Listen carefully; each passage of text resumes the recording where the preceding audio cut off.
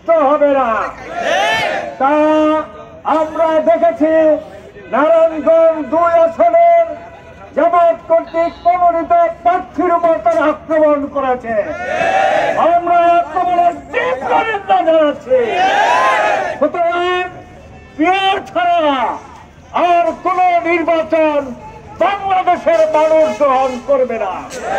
সংগ্রামী সাথী বন্ধুগণ, এ পর্যায়ে আপনাদের সামনে বক্তব্য নিয়ে আসছেন শহীদি কাফেলার বাংলাদেশ জামাত ইসলামী ঢাকা 19 কর্তৃক মনোনীত সংসদ সদস্য পদপ্রার্থী সাভার এবং আশুলিয়ার কান্নারী সৎ, যোগ্য এবং চরিত্রবান লোক। আমি আপনাদের কাছে প্রশ্ন করতে চাই, আমাদের এই ক্যান্ডিডেট কি কোন জায়গায় জবরদখল করেছে, দুর্নীতি করেছে? তারা কি বালুরঘাট দখল করেছে?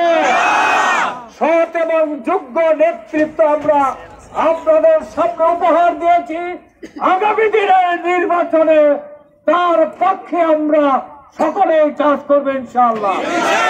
আপনাদের সামনে বক্তব্য রাখছেন সবার আশুলিয়ার গণমানুষের নেতা জনাব অধ্যক্ষ আফজাল হোসেন, সেক্রেটারি শহীদি কাফেলা বাংলাদেশ জামাত ইসলামী।